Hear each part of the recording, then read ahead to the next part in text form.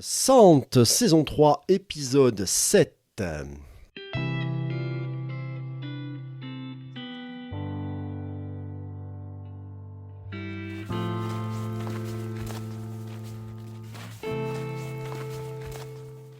Et bonjour à tout le monde. Si vous êtes en direct sur Twitch, bon courage. Je ne sais pas comment vous avez fait pour résister, pour être encore là. Voilà, ça fait, on va dire, une bonne vingtaine de minutes qu'on est dans la panade technique. Et heureusement, Émilie nous a sauvés à la dernière minute. Donc, merci à elle. Et donc, bonsoir Émilie. Bonsoir Seb et bonsoir à toutes et à tous. Et non, j'ai rien sauvé du tout, j'ai juste lancé 3 bouts de logiciel et ça fonctionne. J'ai juste lancé 3 bouts de logiciel. Oh, vous savez, j'ai assemblé quelques morceaux de pellicule. Bon, ça a fait un film. C'est pas très très impressionnant. Bonsoir Aurélie. Bonsoir. Moi, j'ai rien fait du tout, j'ai patienté gentiment et ça. Et pour ceux qui ne le savent pas, Aurélie est ce soir munie d'un nouvel accessoire. Une vraie gameuse. Mais pour ça, il faut venir sur Twitch. Voilà. Ça, vous le savez. Hein, tout se mérite dans ce bas monde. Vous savez ce qui se mérite aussi? Moi, dans ma circo, ce qui s'est mérité, c'est une extraction. Ouais. Une extraction. J'avais besoin. Une extraction de quoi? Ah, voilà. L'extraction de quoi? L'extraction des, comment dirais-je, des enseignants de la circonscription pour pouvoir les inscrire à un magistère sur les nouveaux programmes. Voilà. Est-ce que tu leur as demandé leur avis d'abord? Est-ce que j'ai Avant demandé de les leur extraire. avis? Non, je n'ai pas demandé leur avis avant de les extraire. J'ai demandé son aide à ma secrétaire de circonscription. Et là, c'est le drame. Alors attention, le drame n'est pas ma secrétaire de circonscription, pour qui j'ai vraiment du respect et de l'estime. Non, le drame, c'est quand je l'ai accompagnée pour faire ça.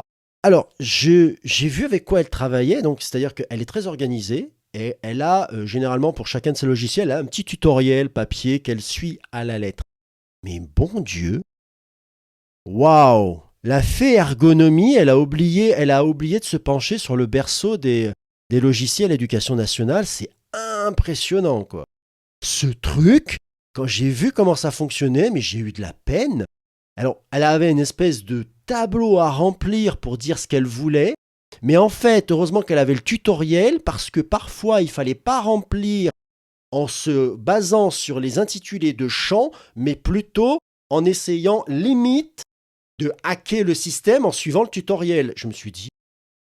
Et à un moment, elle me dit, je suis pas sûr de ce que je fais. Je fais, mais je comprends pas ce que tu fais. En fait, s'il n'y avait pas le bout de papier à côté, là, je ne saurais pas ce qu'on est en train de faire.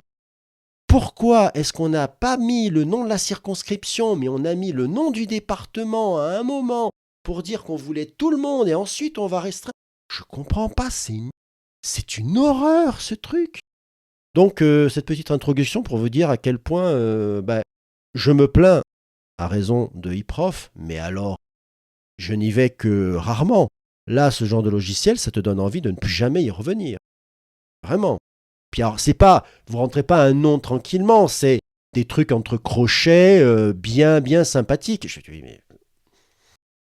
Et là, alors crochet, C-I-R-C-O, tiré du 6, majuscule. Alors ensuite, tu passes en minuscule. Non, on n'écrit pas là. Non, c'est pas. Et tu enlèves le N à la fin, sinon ça va pas. Waouh. Enfin, donc. Ok. Donc, respect aux secrétaires de circo parce Voilà. que franchement, elles font bien tourner la baraque. Enfin, ou ils font bien tourner. Moi, c'est un garçon, mon secrétaire de circo, mais ils font bien tourner la baraque quand même. Hein. Bah, disons que quand ils sont pas là, tu le sens passer. Vraiment.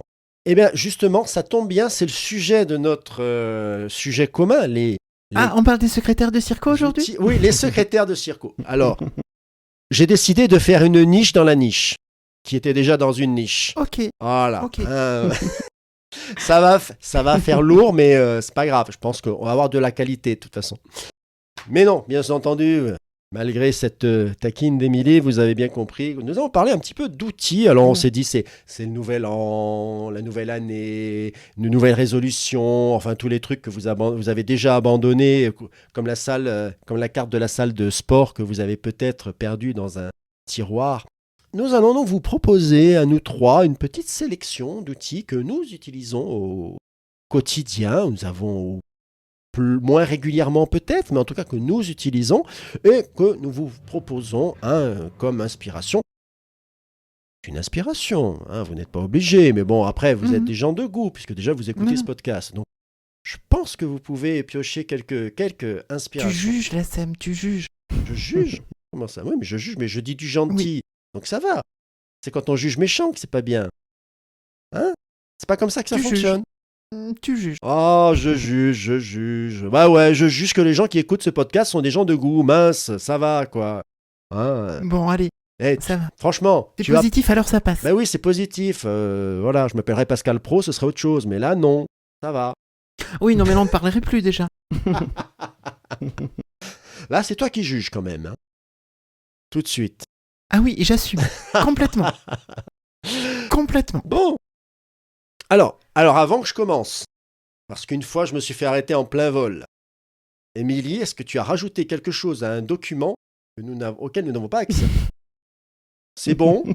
Non. Je peux y aller? Oui, mais pas maintenant. D'accord. J'ai rajouté des trucs, mais que dans mes parties. D'accord. Auditeur, auditrice, toi qui Non, mais j'ai appris quand même. Toi qui ne comprends pas la référence de cette blague, c'est que tu n'as pas écouté le dernier épisode.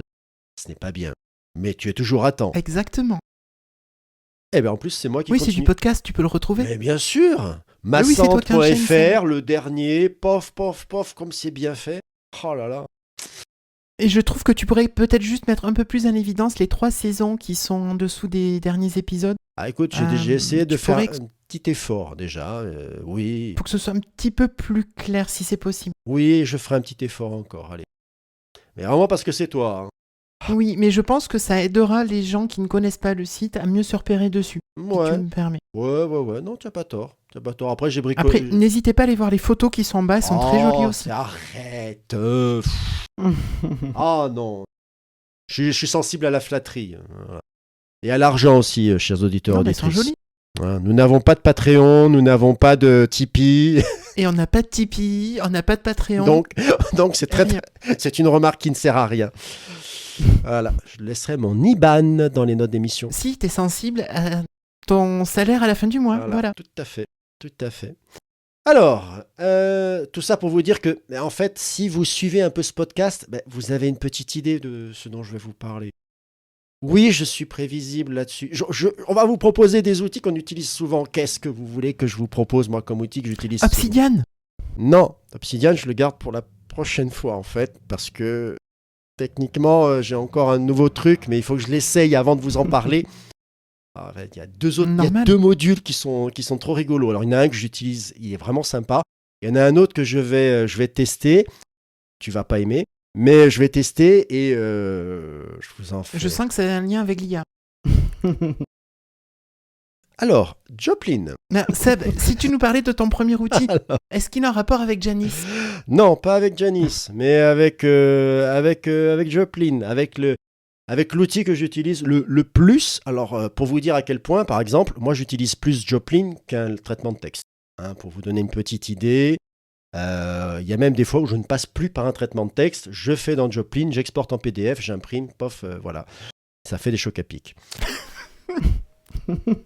Pourquoi ? Parce que y a deux petites extensions que j'ai rajoutées depuis que je vous en ai parlé, mais promis, je vous ferai un épisode entier rien que sur le Markdown de cette année. J'ai de quoi faire. Alors, je vais vous dire que, pour ceux qui auraient manqué les saisons précédentes, honte sur vous. Mais en fait, Joplin, faites attention parce que vous allez tomber vraiment sur Janice, mais c'est un logiciel qui fonctionne en Markdown et qui vous permet de créer des notes et de les regrouper. Vous avez en gros un petit système de traitement de documents et là-dedans, vous allez créer des notes. Vous pouvez créer autant de dossiers que vous voulez, autant de notes que vous voulez. Tout ça, c'est en Markdown, c'est facile à faire. C'est stable, ça peut passer sur toutes les machines, ça peut être très, très sécurisant pour eux. Ça fait pas le café, mais franchement, moi je l'adore. C'est ce que j'ai toujours d'ouvert sur l'ordinateur. Ça me fait techniquement, c'est même un explorateur de fichiers maintenant pour moi. Donc voilà, Joplin, résumé très très rapidement. et pas par IA. Qu'est-ce que j'ai rajouté entre autres? Oui, parce que Joplin a cette capacité, comme tous les logiciels qui fonctionnent un peu sur du Markdown et sur de la prise de notes, c'est si tu n'as pas ce qu'il te faut, il y a une extension qui t'attend. Alors, dans les extensions, j'en ai rajouté un bon petit paquet. Pas tant que ça en définitive, hein. J'en ai moins de 10, mais il y en a quelques-unes. Et dans les dernières dont je ne vous ai pas encore parlé, il y a Jopdoc. Alors, Jopdoc, comme son nom l'indique, hein, ce merveilleux mot valise constitué de Joplin et de doc, comme le format de Le fichier bien connu. Oh zut. Presque. Ah là là là là. Donc, ça rajoute l'export vers les fichiers doc. Voilà. Alors, je me suis dit, au moment où j'ai proposé ça, je me dis, mais attends, peut-être qu'il y a quelqu'un qui va dire, mais c'est de façon native, tu l'as ça. Mais techniquement, j'ai pas vu. Alors, je peux exporter en PDF de façon native. Mais Seb, de façon native, tu l'as ça? Mais tu l'as peut-être pas vu. Peut-être. Peut-être. Alors, je pourrais faire un copier-coller dans un document Word, ça fonctionnerait, enfin un document de traitement de texte, pardon. Ça doit pouvoir fonctionner, mais bon, quand même, ce serait pratique de pouvoir le sortir en... Alors, je peux le sortir en HTML, ce qui est... Pourquoi pas? Voilà. Je peux le Bah, tu peux faire une page Je web. peux le sortir en Markdown aussi. Bon, ça c'est logique, c'est le Pourquoi fichier pas? de base. Il y a un autre format, je ne sais même plus ce que c'est, mais en fait, j'ai pas trouvé le format qui me sortait en texte tout simple. Alors, même si c'était pas en texte tout simple, j'aurais aimé un format juste avec un petit peu de mise en forme, quoi. Mais bon, tant pis. Donc, Jopdoc, c'est censé faire ça. Alors attention, parce que en fait, si je vous ai dit doc comme comme le format de fichier, en fait, c'est parce que c'est doc comme Pandoc. Pandoc qui est un petit rajout logiciel que vous pouvez faire à votre ordinateur et qui vous permet d'exporter dans un tas de formats de fichiers. Et donc, il s'appuie là-dessus, Jopdoc, pour vous faire des fichiers doc. Alors, j'ai un peu triché parce que ce truc, je l'utilise tellement peu que c'est... mais bon, ça fait partie des extensions que j'ai rajoutées dernièrement, ne m'en veuillez pas. Voilà, ça fonctionne quand même. Voilà. Bouh. Ouais. Alors, le plus drôle, c'est que les quelques fois où j'ai eu besoin de faire un fichier texte avant ça, c'est que j'ai exporté en HTML et ensuite, je l'ai récupéré en traitement de texte. Mais, voilà, c'est un peu un truc, un détour inutile. Donc, voilà. Plus intéressant, mais sacrément plus intéressant parce que je vous ai dit, c'est quasiment un explorateur de fichiers, sauf qu'un explorateur de fichiers où il faut toujours que je revienne à un fichier qui est paumé dans un autre explorateur de fichiers, ça perd de son sens complètement. Ça perd du temps, ça met de la friction, et on n'aime pas la friction. Alors, pour un peu plus de fluidité en ça. Mais de l'huile? Émilie, Oui. qu'as-tu dit? Un titre d'une vieille chanson d'il y a, pouf, 30 ans. Ouais, petit frère, faut que ça glisse. Petit homme. Ah, c'était petit homme. Mais... Oui, il me semble. Mais c'est pas grave, passons. En fait, je me suis dit, pourvu que le micro n'ait pas partagé cette erreur. Écoute, plutôt réglisse. Alors, passons. Eh oui, bah oui, voilà. On a tous nos casseroles, hein, que veux-tu? Non, je vais vous parler de C'est ça. le Note Tab. Note Tab, ça permet en fait de pouvoir ouvrir plusieurs notes les unes à côté des autres avec un petit onglet. Vous allez me dire waouh. Eh ben en fait, oui, waouh. Mais Notepad plus? Non, mais pas le problème de note, mais ça reste dans Joplin en fait. Ah pardon. Je suis toujours dans Joplin. C'est le truc, c'est juste une. C'est Mais son oui. extension. Ah merci. Moi, j'étais sorti. Voilà, c'est une extension. Mais oui. Et donc, je peux ouvrir plusieurs onglets, c'est sympa, je peux surtout en épingler. Donc, par exemple, ma liste de tâches qui est au format Kanban, je l'épingle chaque semaine. Et surtout, j'ai un onglet spécial, les fichiers que tu vas ouvrir 3 fois par jour, hein, comme les organisations pédagogiques, comme les GRIST, puisque là, maintenant, les GRIST, ça se multiplie un petit peu chez nous. Voilà, tous ces genres de trucs, eh ben, ils sont dans mon onglet. Mais tout ça, tu nous en as pas parlé un petit peu, Sébastien, il y a 2 ou 3 épisodes? Oui, mais le côté sympa, c'est que j'ai enlevé une friction grâce à notre tab. Maintenant, ces trucs-là, ils restent ouverts, en arrière-plan. Donc, j'ai plus besoin de perdre peut-être 2 secondes à aller les chercher. Ils sont là tout de suite. C'est immédiat. C'est même avant que je pense, j'ai déjà la main qui part sur la souris, qui se dirige vers le fichier. Voilà.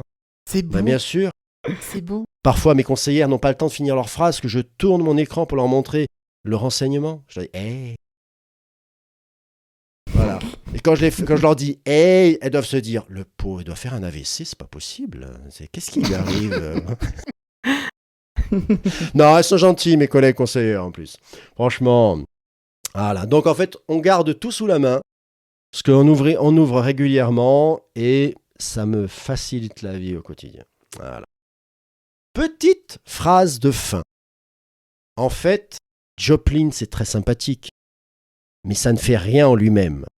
Vous pouvez ajouter 15 000 extensions, ça ne change pas grand-chose. En fait, l'important, c'est l'envie, l'intention que vous mettez dans cet outil. Voilà, c'est l'usage qui prévaut surtout. Parce que sinon, c'est juste un paquet de 0 et de 1 qui ne va pas très bien. Ok. Belle conclusion. Merci beaucoup, Sam. Quand même, hein, franchement. Il va falloir rassurer Émilie maintenant. Ouais, mais moi j'aurais une question, Seb.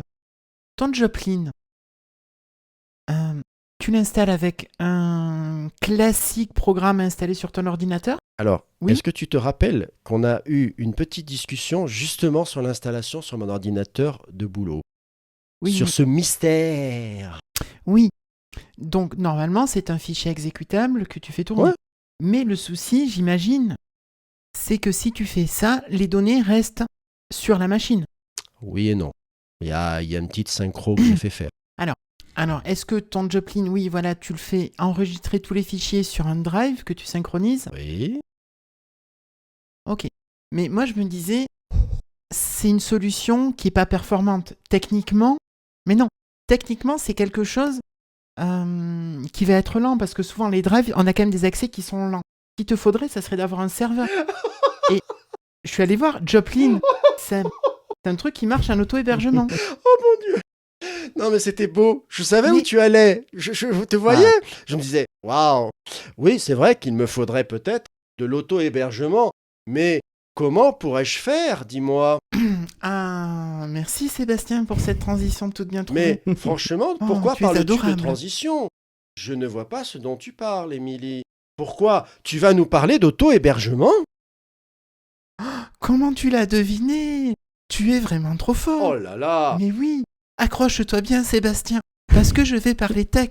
Oui, cette fois, j'y vais. Bon, on va peut-être arrêter. Oui, bah, on s'entraîne pour le futur podcast qu'on va lancer parallèlement à ça. Hein. On appellera le carnet d'échecs.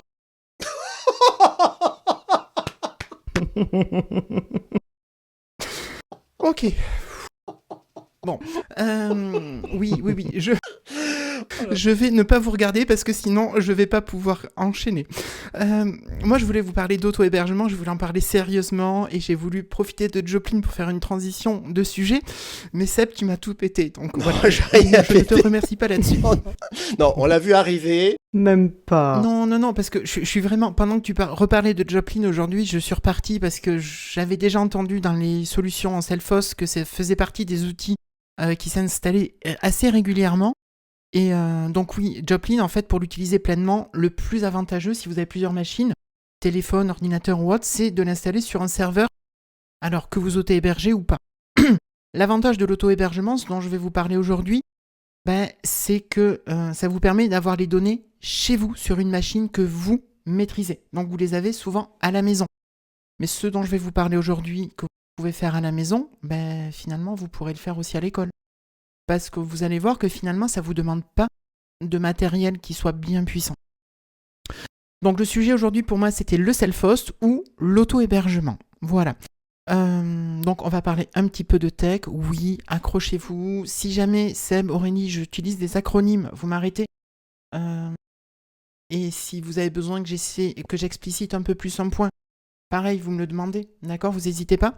Yes. Je vais essayer de faire simple. Je vais présenter un petit peu, moi, l'évolution que j'ai eue sur les 3 dernières années, si je dis pas de bêtises. Donc, l'idée, c'est que vous puissiez passer d'une multitude de services que vous utilisez chez les GAFAM vers quelque chose que vous allez gérer 100% à la main chez vous ou à l'école. Voilà, donc allez, c'est parti. C'est pas un tuto en ligne. Je vous donnerai des ressources plutôt vers la fin. Et voilà, allez, on commence. Bon, comme je vous ai dit, moi ça fait déjà quelques temps que j'ai décidé de rapatrier des données que je pouvais héberger chez moi mais en essayant de conserver des avantages du travail, notamment via le cloud. Ou en tout cas, pouvoir travailler sur mon ordinateur, sur mes ordinateurs et sur mon smartphone. Parce que c'est quand même hyper pratique de pouvoir faire tout ça. Et en discutant avec un collègue de boulot, bon, accessoirement, c'est le directeur technique de la boîte, il parlait, lui, du petit ordinateur qu'il s'était acheté et qui lui servait de serveur.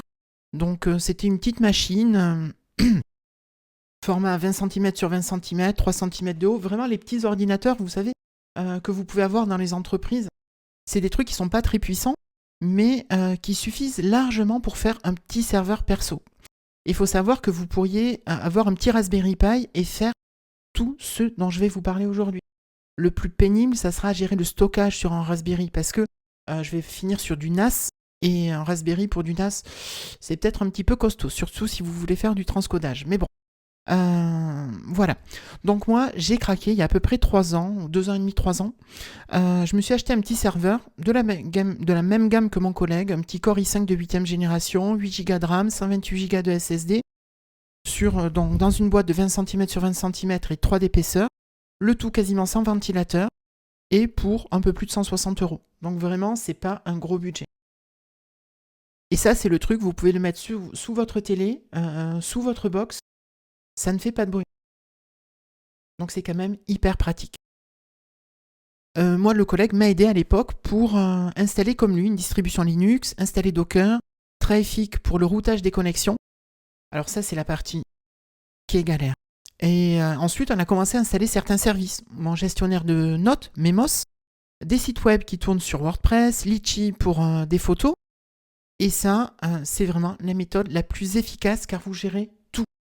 Vous installez votre OS, vous installez votre Docker, enfin, vous gérez tout. Vous avez tout à gérer. Mais vu que vous gérez tout, il faut avoir quand même pas mal de compétences. Et notamment la configuration des services, les autorisations et les routages de port interne dans Traefik. Parce que tout ça, vous le faites en ligne de code. Alors quand vous avez une appétence numérique, vous pouvez avec des exemples trouver, mais quand vous n'êtes pas un ou une professionnelle des infrastructures réseau, eh bien c'est loin d'être facile. Et moi je peux vous promettre que j'ai passé des heures à lire des tutos et pas à toujours trouver. Donc voilà, mon serveur il tourne toujours, là il est au salon, sous la télé, directement branché à la box et il fait tourner plusieurs services, 24 heures sur 24. Quand j'ai déménagé, ça a été super pratique. J'ai changé l'adresse IP du renvoi vers mon sous-domaine chez OVH et c'était reparti. Temps de redirection, moins de 2 minutes, le temps de me connecter à OVH. Et de charger les 3 pages pour arriver à la page qui allait bien. Bon, par contre, j'étais très vite limité techniquement à cause de certains outils qui étaient vraiment hyper complexes. Et puis, vu que c'est un petit serveur, 128 Go de stockage, c'est un petit peu limité. Je pourrais changer le SSD, Sébastien, oui, ou en rajouter un, c'est certain, mais j'ai peut-être d'autres envies qui font que... il y a un peu plus d'1 an, il y avait des offres du Black Friday chez OVH, notamment avec des serveurs virtuels, les VPS, avec des abonnements entre 3 et 4 € par mois. 40 Go de stockage, un processeur virtuel à 2 cœurs, 2 Go de RAM. Rien d'énorme, mais ça marche pas mal. Et cette fois, c'est mon collègue de podcast, Kenton, le patron de TechCraft. D'ailleurs, j'embrasse mes collègues de TechCraft qui sont ce soir en live en même temps que nous. Donc, c'est Kenton, cette fois-ci, qui m'a coaché pour installer une Debian Docker, mais cette fois-ci, il m'a fait utiliser Nginx Proxy Manager. Alors, ça paraît compliqué comme ça, mais non, ça, c'était pour remplacer Traefik, et c'était sacrément plus facile. Cet outil, il a une interface graphique qui est quand même assez simple, et on passe pas par des lignes de code. Alors oui, il y a des paramètres à remplacer, mais c'est quand même vachement plus simple. Et vous pouvez tâtonner avec le fonctionnement par essai-erreur, ça marche, et il y a quand même beaucoup plus de tutos disponibles. Il y a quand même quelques petites prises de tête que vous pourriez avoir parce que il y a plein de trucs, il y a les clés de sécurisation, il va falloir que vous ayez les certificats SSL quand même pour sécuriser l'accès à vos services. Mais ça se fait, ça se fait. Et il y a quelques mois, vous le savez peut-être, j'ai changé de PC. Je crois que je vous en ai parlé ici. Et ma vieille tour qui allait fêter ses 12 ans, elle fonctionne encore. Alors, je lui ai enlevé les SSD qu'elle avait, j'en ai laissé un, le plus petit, et par contre, j'ai du matériel donc, qui est bien fonctionnel, j'ai 2 fois 2 Tera dessus, un Windows 10 qui n'est plus mis à jour, donc vous comprenez bien que c'est une machine que je ne vais plus utiliser. En tout cas, de manière sécurisée, avec Windows. Oh, tu es pas joueuse. Eh bien, toujours sur les conseils de Kenton, oui, je suis pas joueuse, sur les conseils de Kenton, il en avait parlé plusieurs fois dans TechCraft, qui sont en live tous les jeudis soirs à partir de 21h sur live.techcraft.fr. Oh mince, je fais de la pub. Oui, nous avait parlé de Unread, une solution pour cette fois-ci installer hyper facilement un serveur NAS sur une tour. Et c'est assez pratique. Donc là, moi, je profite de ma vieille tour avec un vieux i5 de 4ème génération, qui est quand même bien costaud pour l'époque, 16 Go de RAM, une vraie carte graphique dédiée, de la place pour disposer des bons vieux gros disques durs à plateau ou de SSD en SATA si je veux, et dire adieu à Windows, oui. Et là, on passe avec Unread, qui est un OS qui marche sur une clé USB. Vous avez besoin d'une clé USB que vous mettez sur votre machine, et c'est ça qui fait tourner l'OS de la bête. Et là, vous pouvez installer ce que vous voulez dessus. Parce qu'en fait, Unread, c'est à la base un outil pour faire un NAS. Donc vous savez, les NAS, c'est les disques du réseau sur lesquels vous pouvez avoir dans toute votre infrastructure interne, partager tous les documents. Donc ça, vous pouvez souvent avoir ça dans une école. Nous, je sais, toutes les écoles de la ville où je travaillais avaient un NAS. Mais c'était un NAS qui était hyper simple. Là, avec Unread, vous pouvez partager vos fichiers. Vous pouvez les distribuer à l'extérieur si vous voulez avec des accès sécurisés. Et vous pouvez surtout, grâce à Docker, installer plein de services facilement. Et la gestion des routages de port au niveau de la machine et de l'extérieur se fait encore plus facilement qu'avec Nginx. Et donc, là, moi, j'ai pas trop eu le temps parce que j'ai traîné un petit peu pour m'acheter une clé USB qui aille bien, qui était rapide, et bref. Et j'ai voulu installer ça il y a 10 jours, et puis j'étais prise, et j'ai pas eu le temps de tout faire.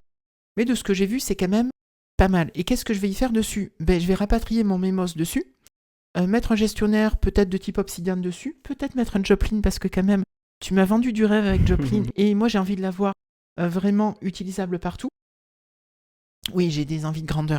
Peut-être me mettre un Plex pour distribuer toutes mes vidéos stockées en local, et avoir un bon transcodage sur toutes les machines du réseau. Avoir mes sites web que je rapatrie intégralement à la maison, mon Litchi pour les photos. Je me disais, mais pourquoi pas installer une petite instance Mastodon rien que pour moi ? Ça serait sympa quand même d'avoir son petit Mastodon. Et tu sais, l'école, t'as ton Mastodon, t'as envie de l'ouvrir uniquement à certaines personnes, tu peux gérer ça directement. Bon, Mastodon, c'est pas le service le plus facile non plus à paramétrer.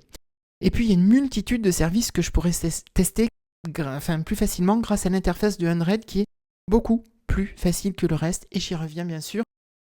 Le stockage du NAS. Voilà.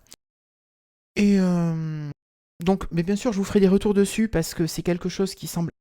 Alors, c'est quand même pas peut-être à la portée de n'importe qui. C'est sûr que Madame Michu, qui n'a jamais ouvert son ordinateur, je pense pas qu'elle aille installer Unread dessus. Après, je te cache pas que je pense pas qu'elle écoute trop Sante, Madame Michu, parce que sinon, peut-être Non, qu'elle a un raison. petit côté masochiste, ou alors je lui conseillerais, je sais pas, Anna Karenine dans la langue d'origine, ça sera peut-être aussi sympathique.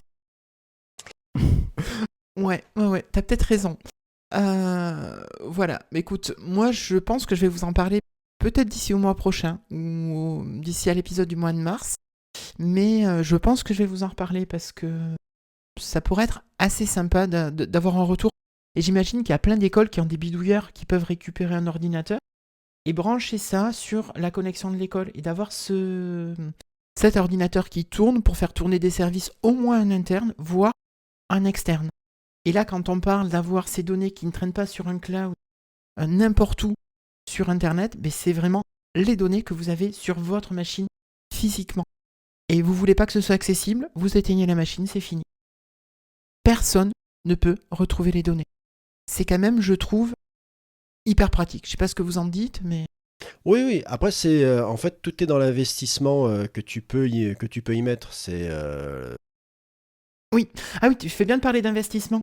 l'investissement. Moi, je parlais surtout en temps, plus qu'en argent, parce que tu l'as dit, tu peux faire ça avec de la récupération. C'est même bien de pouvoir le faire avec de la récup. Oui, mais au niveau des outils que tu utilises, Debian, c'est gratuit. C'est une distribution Linux qui est, je vais dire spécialisée pour les serveurs. C'est pas exactement ça, mais en tout cas qui est hyper stable, hyper maîtrisé et sécurisé.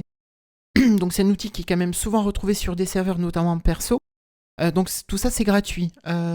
Nginx, Traefik, tout ça ce sont des services qui sont gratuits, libres, ouverts.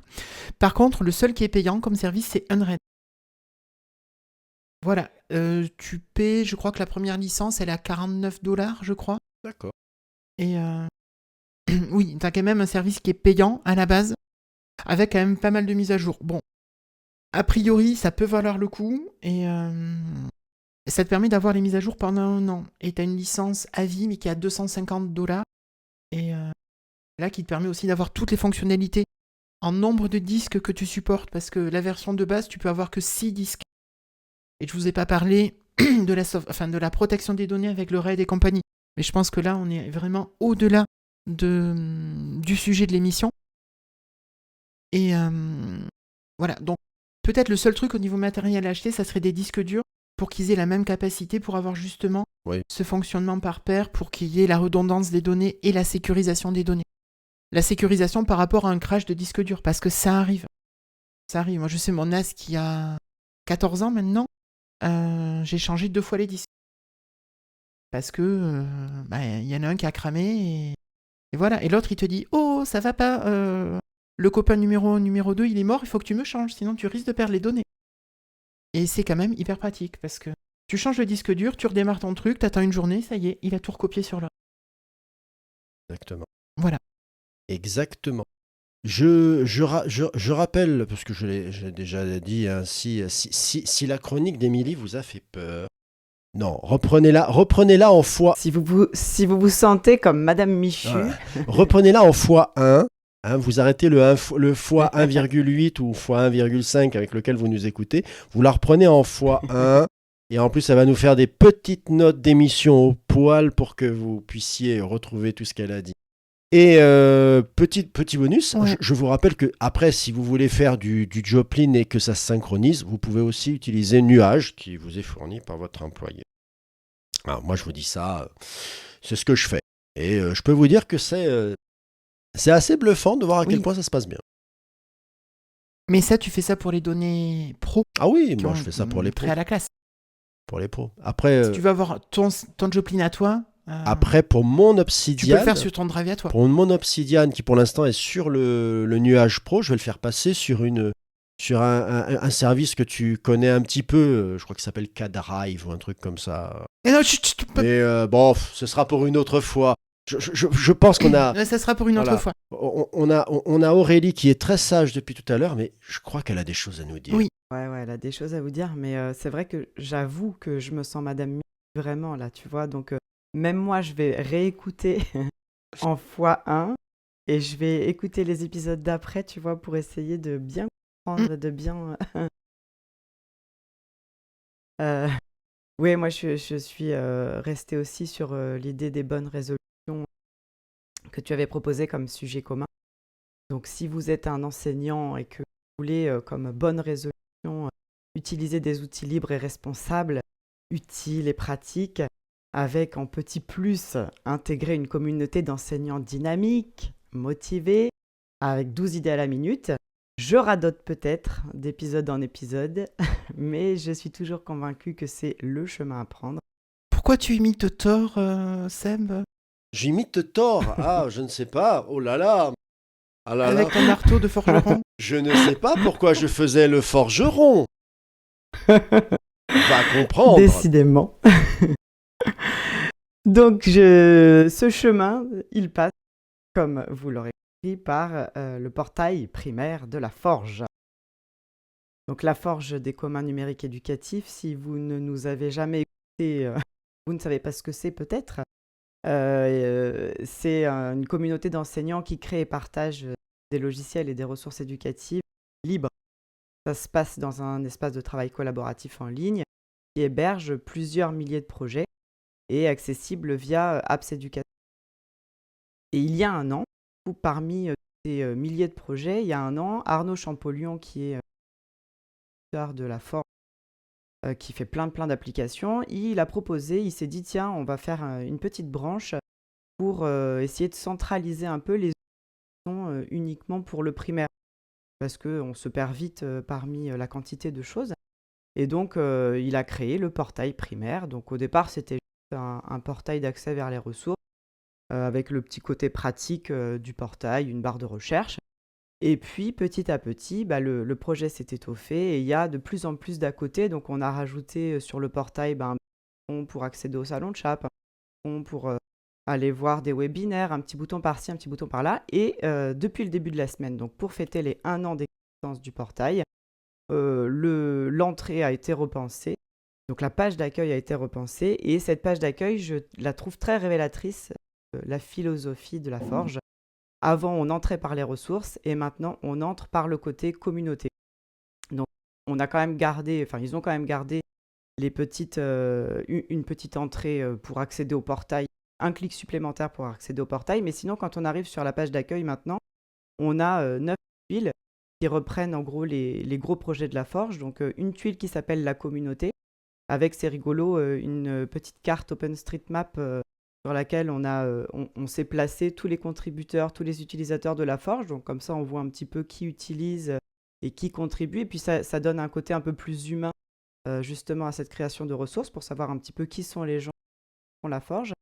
Un accès vers le forum chat, un accès vers la liste mail et un accès direct vers les webinaires. Donc toutes les semaines, le mardi à 17h30, il y a ce qu'on appelle le prime time. C'est un webinaire de présentation des ressources. Donc, toutes les semaines, il y a un des créateurs d'une des ressources qui la présente. Donc, c'est rapide, hein, c'est une petite demi-heure. Et puis, quand on peut, on fait appel à un enseignant qui vient expliquer aussi comment il utilise cette ressource en classe. Donc, on a le côté un peu technique de comment fonctionne la ressource. Et puis, le côté pédagogique, qu'est-ce qu'on peut en faire en classe.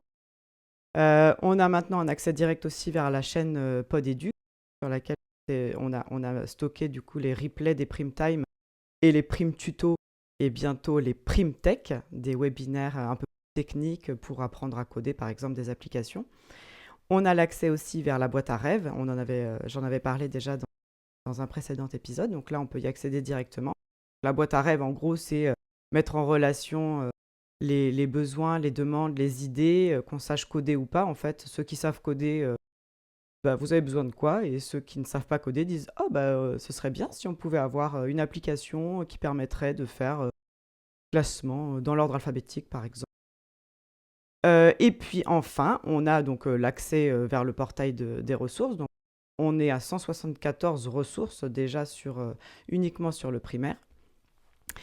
Et on a un lien vers le portail, le grand portail, le grand frère, donc celui qui recense tous les projets de la Forge, et puis un petit lien pour entrer en contact, signaler un bug ou proposer une ressource.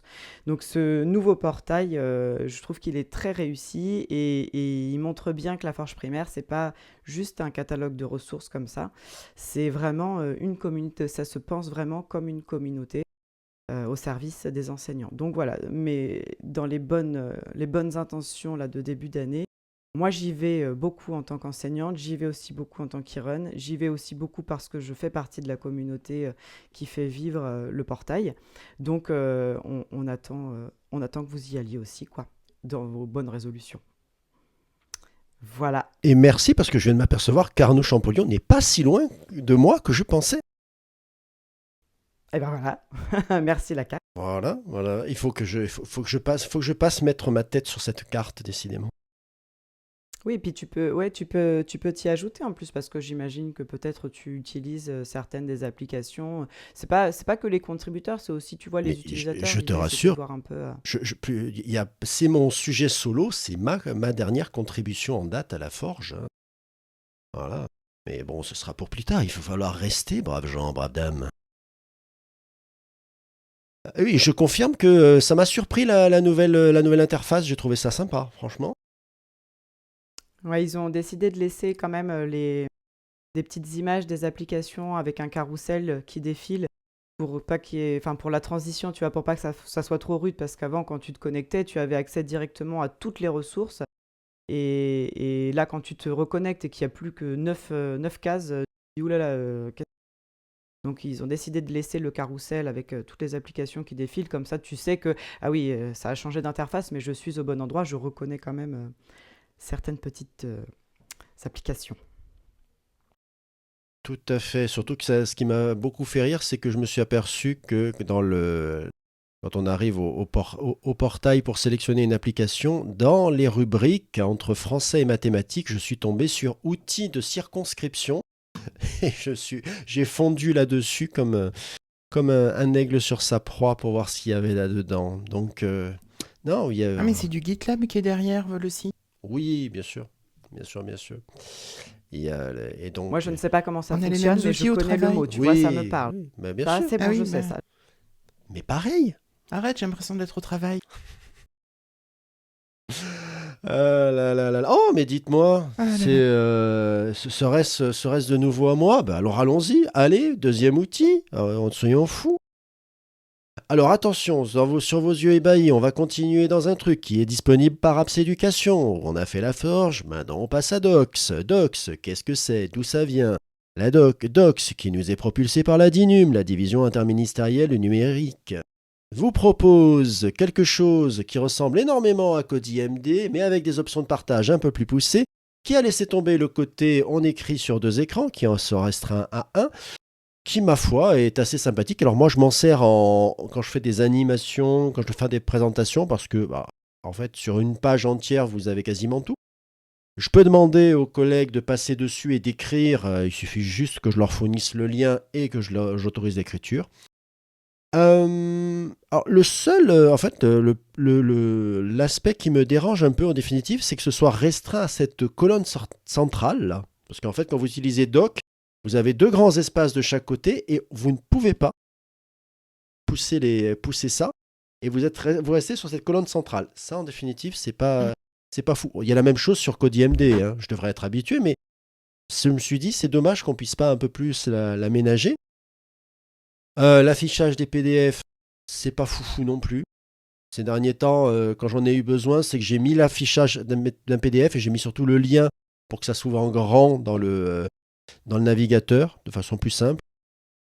Et il y a des petites choses comme ça où je suis pas le plus heureux, mais en fait, c'est ce que j'aime, c'est plutôt ce que ça vous contraint à faire. C'est-à-dire que, voilà, jusqu'à maintenant, on va pas se leurrer, je vois passer énormément de digipad. Ou digipad, hein, qui ont remplacé avantageusement les Padlet, mais dans l'esprit, c'est resté le même outil. Et en fait, comme j'expliquais à quelqu'un il n'y a pas si longtemps, quand vous allez sur un digipad et que vous voulez récupérer les ressources, c'est juste galère. En fait, vous passez votre temps à ouvrir des capsules, à faire télécharger. Oui, je vais télécharger, ou parfois ça vous les affiche. Parfois... C'est un peu galère. Sur une page comme ça, sur un doc, c'est beaucoup plus simple à récupérer. C'est pratique, etc.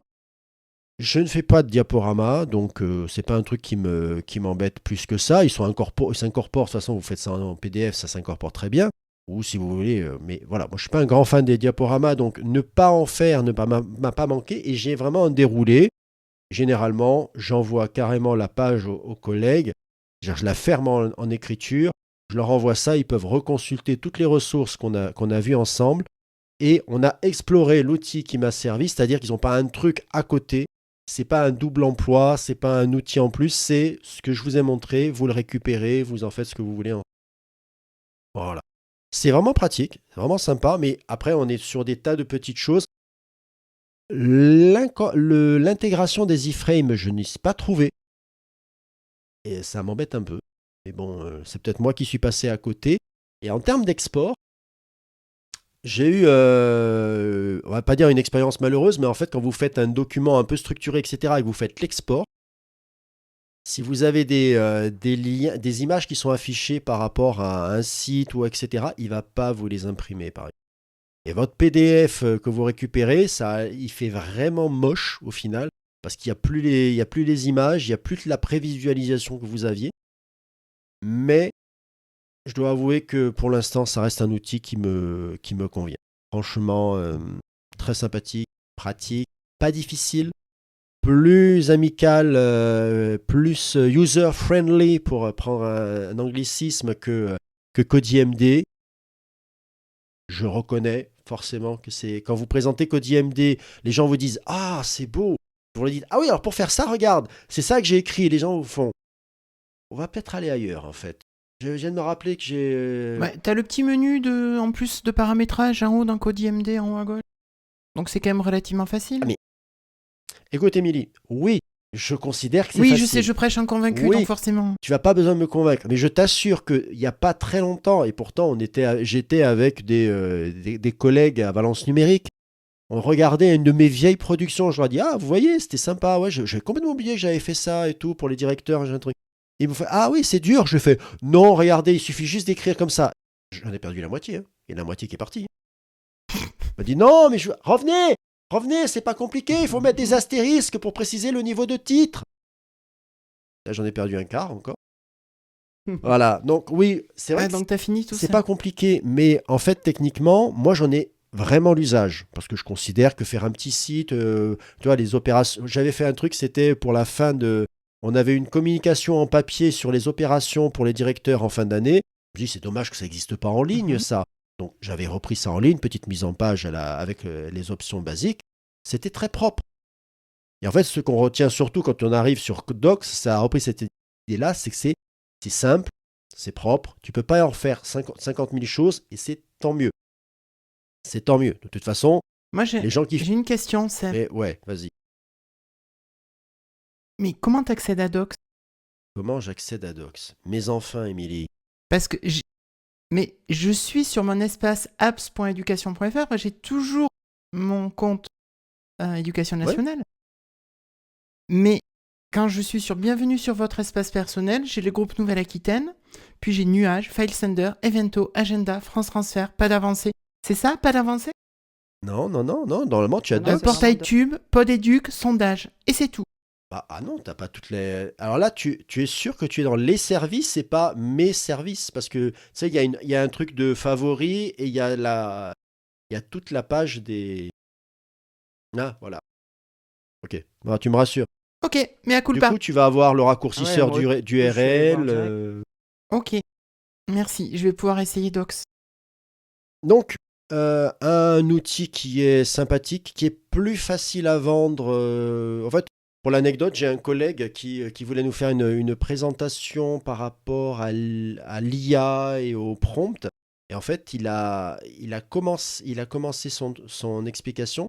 Il était sur Docs. Et en fait, les autres ont quasiment arrêté de l'écouter sur l'IA et ont posé des questions sur Docs. Ah, mais comment tu fais ça? Et où tu l'as trouvé? Ou ces trucs? Est-ce que c'est compliqué? Blablabla. Donc, voilà. Et sachant que, bon, je vous avais précisé, moi, les options d'IA qui sont dedans, c'est mignon, mais ça me sert pas à grand-chose. Et puis voilà. En fait, il n'y a pas grand-chose de plus, mais c'est quelque chose que je continue à utiliser. J'en vois un peu les limites, mais c'est très personnel. Et je pense que ça peut convenir à pas mal de nos collègues. Alors, la prochaine fois, toi, formateur, arrête à la fin de ta formation de dire je vous ai préparé un Padlet de 50-23. Punaise, 50-23, je ne sais pas d'où je l'ai sorti. De 103 capsules que vous pourrez consulter. Non, arrête. Fais un docs, ça t'obligera à en faire moins, mais au moins tu l'utiliseras. Voilà. Ok, merci Mais je Seb. t'en prie, Émilie, ravi de t'avoir aidé à trouver un docs ce soir. Ouais, je me sens nul. Non, bah non. Là, pour le coup, c'est l'interface qui est pas très, très sympathique non plus. Ouais, puisque c'est ça, moi je vais partir en Suisse, tiens. Quoi? Ouais. Ouais. Tu sors de Ouais, l'Union tu vas- européenne? Je sors de l'Union européenne, mais je vais être sérieuse. Ouais. J'ai été pendant longtemps, vous le savez, une grosse utilisatrice des produits Microsoft. Ah bon? Vous voulez peut-être qu'on parle un peu des Windows Phone? Non, ça serait trop long. Ils faisaient des téléphones Windows? Voilà. Non. Allez, parle pas des bons souvenirs. J'ai longtemps utilisé la suite Office parce que voilà, j'avais essayé il y a fort longtemps d'utiliser LibreOffice. Il y a même fort longtemps, ça s'appelait OpenOffice, c'était pas encore LibreOffice. Mais l'outil n'était pas mauvais, il avait plein de fonctions qui marchaient bien, mais je trouvais que son ergonomie, elle était à vomir. Enfin, je sais pas ce que vous en pensez, mais Tu sais, même aujourd'hui. tu sais, méchante, que je t'ai entendu dire la même chose dans un autre podcast qui se produit en même temps sur... Oui, dans Techcraft. Voilà. Hein? Et Oui. je me suis dit, oh, Émilie, quand même. T'as lancé LibreOffice, enfin, depuis quelque temps? Alors, en fait, j'ai pas arrêté LibreOffice depuis depuis que, en fait, je pense que depuis que Windows, depuis que Word était passé au ruban. Donc 2007, ok. Voilà.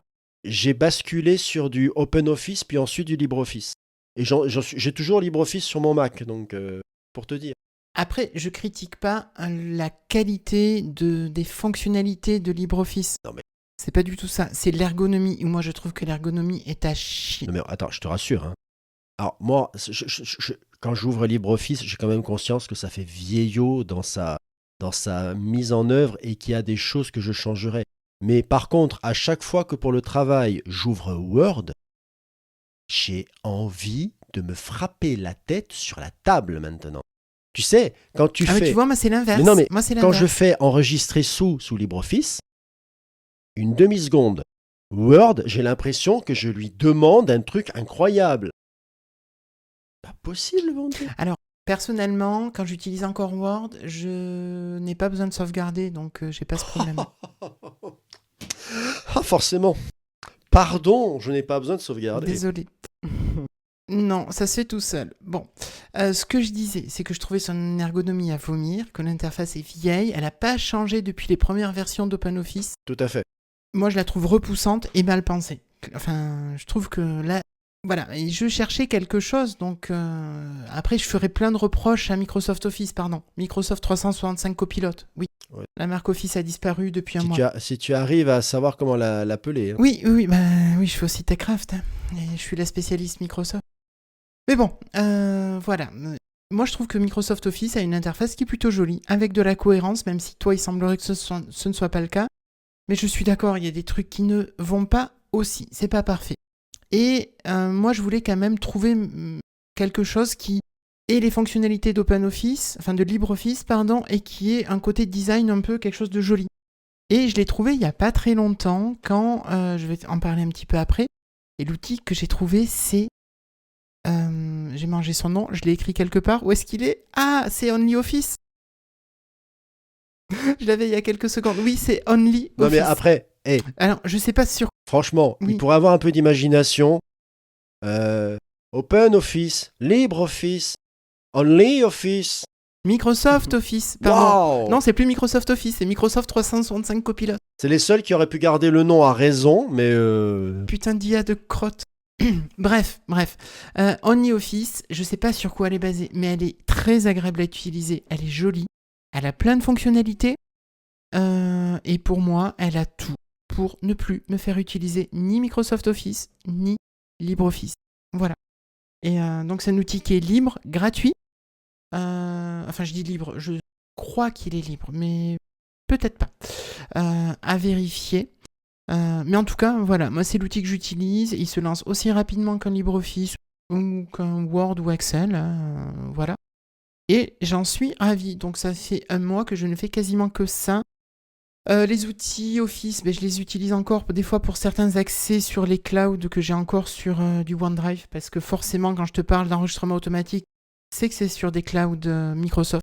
Où là, c'est forcément optimisé. Et toi, c'est peut-être pas le cas, Sam, c'est pour ça. non, moi c'est en local obligatoirement. Il y a des défauts aussi chez Microsoft Office. Pourquoi j'ai connu OnlyOffice ? C'est parce que je suis passé, il y a un petit peu plus d'un mois, à un outil qui va me faire abandonner une partie des outils Microsoft que j'utilisais jusque-là. C'est MyKDrive Plus, qui est un abonnement qui comprend un mail chez Infomaniac, un hébergement cloud de 1 Tera de stockage, avec toute une autre multitude de services pour 19 € par an. Et c'est hébergé donc en Suisse parce que c'est Infomaniac. Alors il y a de l'IA aussi, mais c'est de l'IA qui n'utilise pas tes données, qui est entraînée en local et qui chauffe toutes les infrastructures autour de chez Infomaniac. Donc il réutilise toute la chaleur produite en chaleur utilisable donc par les gens pour leur chauffage et leur eau chaude. Bon, c'est plutôt pas mal, je trouve, comme idée. Au moins, tu fais d'une pierre deux coups. Voilà.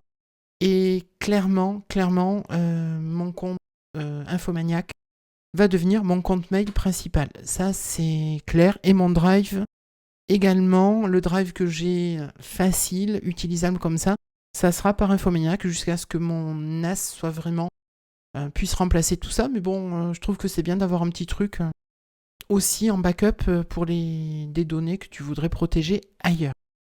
Donc je ne sais pas si je vous ai donné envie d'utiliser OnlyOffice ou d'utiliser Mica Drive plus, voilà, je trouve que pour 19 € par an, ça fait une solution qui est quand même hyper gonflée de services et qui marche super bien, vraiment. Je suis vraiment ravi de tout ça. Voilà. Oui, alors je te dirais merci 2 fois parce que, en fait, comme je t'ai entendu par ailleurs, j'ai pris la solution, forcément. D'accord, ok. Pas tant pour le mail parce que, bon, j'en ai déjà un à part. Oui, t'as un outil déjà, Mais toi. par contre, le stockage m'a permis de faire un truc qui est recommandé, c'est-à-dire de séparer complètement pro et perso, parce que j'avais quand même quelques petits trucs sur nuage qui traînaient pour moi. Là, je les ai séparés complètement, mais ils sont accessibles aussi facilement. C'est un vrai bonheur, ce Ouais. truc. Et puis alors, tu vois, tu parlais qu'il y avait de l'IA, mais contrairement à Microsoft, elle n'est pas insidieusement proposée toutes les 5 minutes dans tous les produits, etc. Non. Il y a de l'IA, tu peux avoir accès à de l'IA, mais c'est pas non plus une obligation, c'est pas... Oui. Voilà. Tu as un onglet IA et si tu y vas, tu l'utilises. Si tu n'y vas pas, tu ne la vois pas. C'est tout. Puis 20 balles par an quand même. Bon. 20 balles C'est ça, par 20 an. balles par an. Waouh. C'est juste énorme. Je suis... Et est-ce qu'on laisserait la parole à Aurélie qui aurait peut-être des sujets qui vaudraient encore plus que 20 balles par an? Non, bon. Monsieur... Non, moi. Toi, c'est cadeau? Ouais, moi, c'est cadeau, exactement. Non, moi, je reste dans la continuité des bonnes résolutions, puisque c'était le sujet, avec un outil qu'on commence à utiliser un petit peu, qui est Chap. On en a déjà parlé aussi. Messagerie professionnelle, en fait. On essaye de lutter contre les groupes WhatsApp entre profs ou entre professionnels. Et je trouve que le service est quand même plutôt bien ficelé, parce que tu peux écrire à n'importe quelle personne de l'éducation nationale qui a activé son compte Chat. Donc c'est quand même assez pratique si tu veux joindre des collègues. Alors peut-être pas forcément pour les collègues qui sont en classe tout le temps et qui n'ont pas nécessairement le besoin de contacter un collègue. Quoique, s'ils veulent faire un échange avec un collègue dans une autre école, ils peuvent le retrouver plus facilement.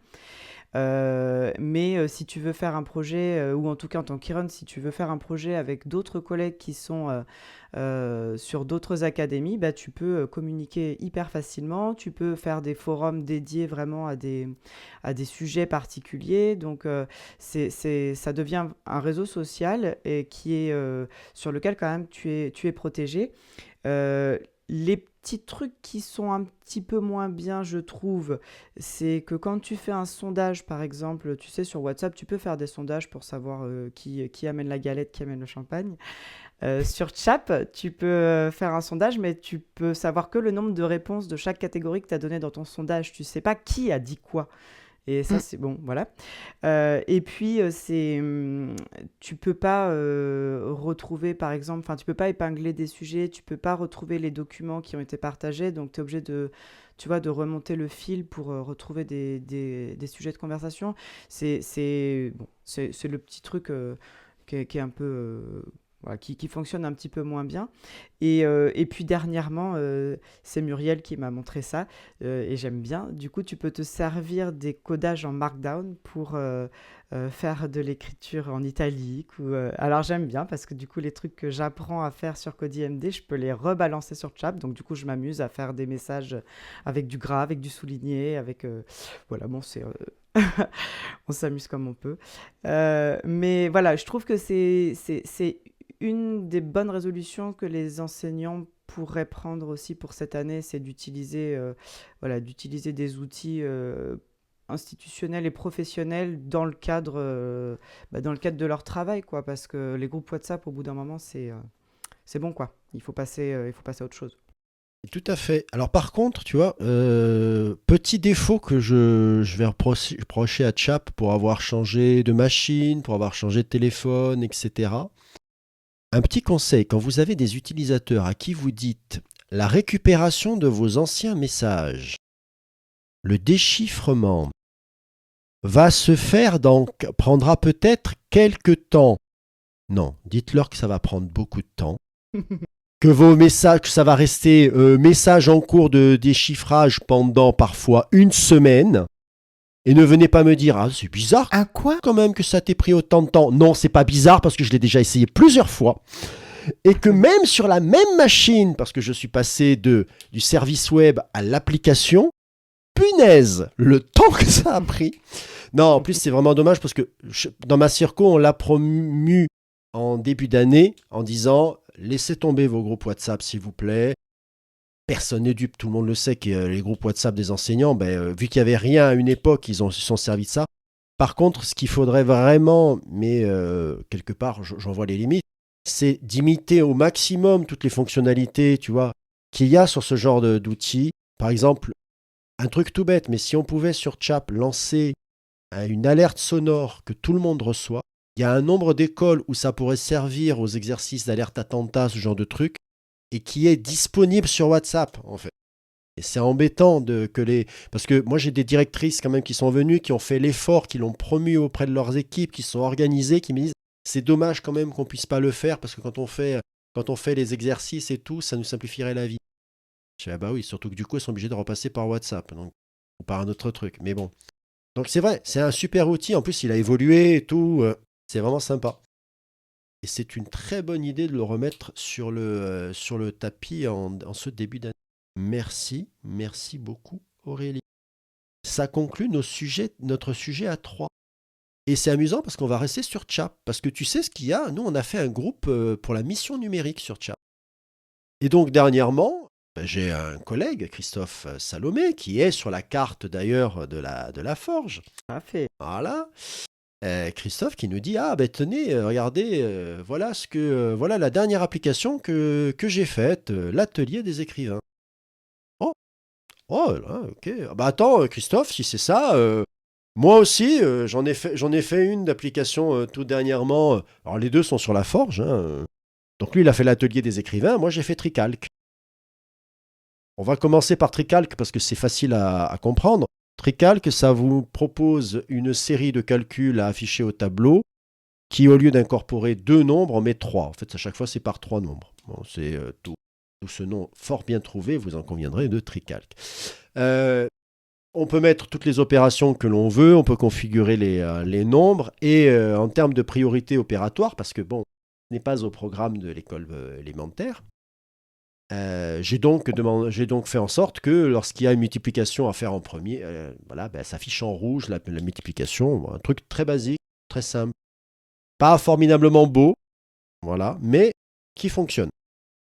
L'atelier des écrivains, là, c'est en 3 parties. Vous avez une partie où un élève peut, faire une carte mentale pour organiser ses idées.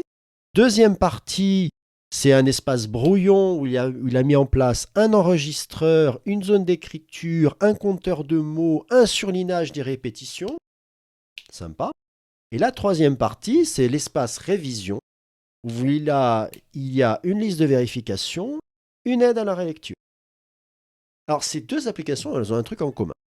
C'est que Christophe et moi, on ne sait pas coder. Donc, Christophe et moi... Vous avez tout fait avec de l'IA ? On a tout fait avec de l'IA. Christophe, lui, je crois il a bossé uniquement avec une seule. Moi, j'ai alterné. J'ai commencé avec... je crois que j'ai commencé avec ChatGPT et j'ai fini sur Cursor, qui est un logiciel de codage avec de l'IA. Parce que j'aime bien, c'est pratique, ça fonctionne assez bien. Même sur Mac. Alors, attention, hein, moi j'ai fait ça pour vous dire, c'était ma détente, Tricalc. C'était ma détente, ça m'a pas pris longtemps à faire, en définitive, parce qu'une fois, l'intérêt, c'est cette espèce d'idée de départ. Et Christophe et moi, on a eu la même inspiration, c'est que ça vient du terrain. Moi, c'est un formateur en mathématiques qui m'a dit, c'est dommage, parce qu'on dit toujours dans certaines astuces de calcul mental, on demande toujours aux enfants de faire plus 10, moins 1 pour faire plus 2. Mais on ne les entraîne jamais à faire des calculs à 3 nombres de base.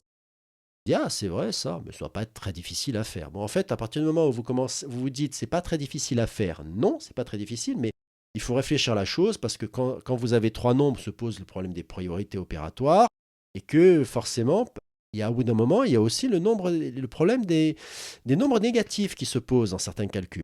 Voilà, un petit détail. Christophe, ben, c'est la même chose. Je crois, si je me souviens bien, c'est une conversation avec une enseignante qui lui fait part de son souci, de devoir faire écrire tous les jours, de faire des travaux, de devoir gérer des brouillons, de faire des révisions, mais qui avait du mal à s'organiser. Et il s'est dit, mais bon, tiens, je prends cette idée, j'essaie d'avoir une solution et je la code. Donc voilà. Alors, l'atelier des écrivains, le tricalque, les liens seront dans les notes de l'émission, mais vous pourrez les retrouver sans problème, ou vous passez par le profil de Christophe sur la forge, pour retrouver cette petite contribution qui est fort sympathique. Là, je suis presque jaloux du côté graphique, c'est simple, mais c'est propre. Et où est-ce qu'on retrouve Tricalc? Tu ne retrouves pas Tricalc, je la mettrai dans les notes de l'émission aussi. Elle est pas sur le. Je l'ai hébergée sur la forge, mais je ne l'ai pas sur. Sur le portail primaire. Elle n'est pas sur le portail primaire.